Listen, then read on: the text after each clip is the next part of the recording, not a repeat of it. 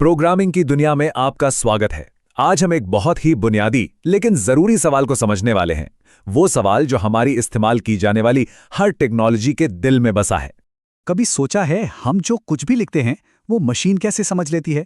ये चुनौती कुछ वैसी ही है जैसे किसी ऐसे इंसान से बात करना जिसे हमारी भाषा नहीं आती। कंप्यूटर तो सिर्फ एक ही भाषा जानते हैं, 0 और 1 की भाषा, बाइनरी। तो फिर हम इंसानों की लिखी बातें उनके पल्ले कैसे पड़ती हैं? और यहीं पर इस पूरी कहानी में एंट्री होती है ट्रांसलेटर्स की, यानी अनुवादकों की।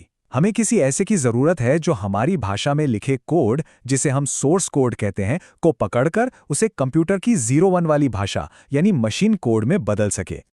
और इस अनुवाद के काम के लिए हमारे पास दो तरह के माहिर खिलाड़ी हैं। पहला है कंपाइलर। इसे एक आर्किटेक्ट की तरह समझिए, जो बिल्डिंग बनाने से पहले उसका पूरा का पूरा ब्लूप्रिंट तैयार कर लेता है। और दूसरा है इंटरप्रेटर, जो एक लाइव दुभाष्य की तरह है, मतलब जो बात कही जा रही है उसका तुरंत उसी वक्त अनुवाद करता है।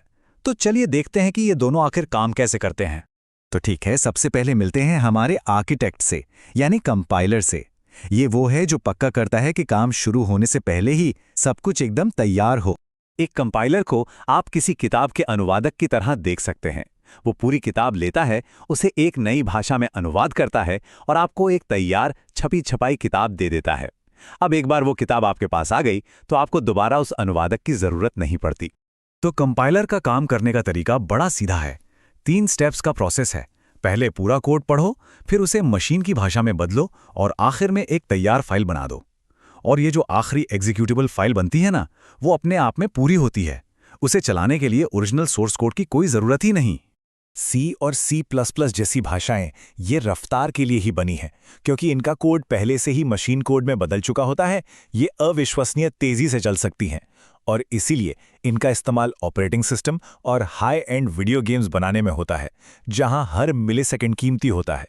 तो यहाँ एक सवाल उठता है, अगर कंपाइलर इतने तेज हैं तो फिर हमें किसी और चीज की जरूरत ही क्यों है? खैर, अब मिलते हैं हमारे दूसरे अनुवादक इंटरप्रेटर से, जिसका अंदाज बिल्कुल अलग है। इंटरप्रेटर ठीक एक लाइव दुभाषिए की तरह है। सोचिए, कोई भाषण दे रहा है और एक व्यक्ति साथ साथ एक एक लाइन सुनकर उसका अनुवाद कर रहा है। बस इंटरप्रेटर भी यही करता है। ये एक लगातार चलते फिरते होने वाली प्रक्रिया है।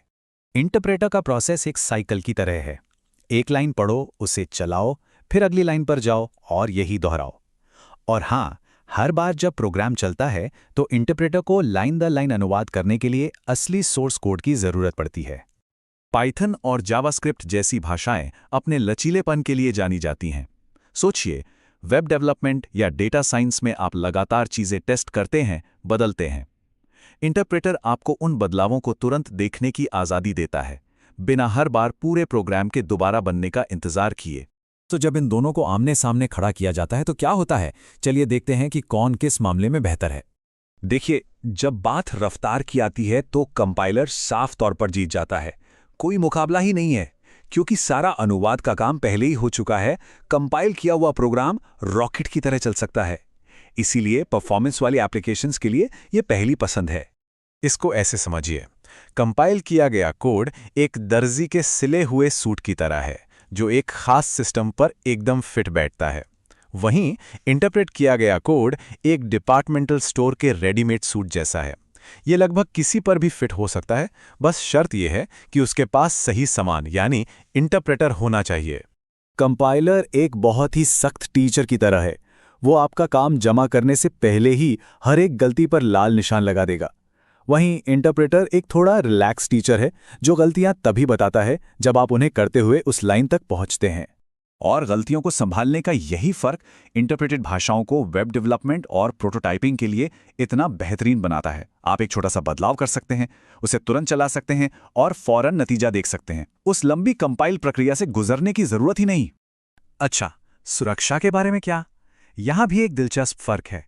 जब आप एक कंपाइल किया हुआ प्रोग्राम किसी को देते हैं तो आप सिर्फ बना हुआ केक दे रहे हैं, उसकी रेसिपी नहीं।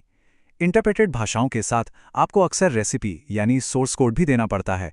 इससे दूसरों के लिए उसे कॉपी करना या समझना थोड़ा आसान हो जाता है। लेकिन रुकिए, कहानी यहां खत्म नहीं होती। एक ट्विस्ट है। क्या हो अगर कोई भाषा इन दोनों दुनियाओं की सबसे अच्छी चीजों को मिला दे?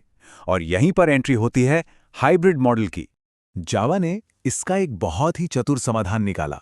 ये आपके कोड को पहले एक बीच की भाषा बाइट कोड में कंपाइल करता है। इसे एक यूनिवर्सल ब्लूप्रिंट समझिए। फिर हर मशीन में एक खास दुभाषिया होता है जिसे जावा वर्चुअल मशीन यानी जेवीएम कहते हैं, जो उस ब्लूप्रिंट को पढ़ना और चलाना जानता है। और नतीजा एक ऐसा कोड जो कहीं भी चल सकता है, यानी राइट वंस रन एनीवेयर।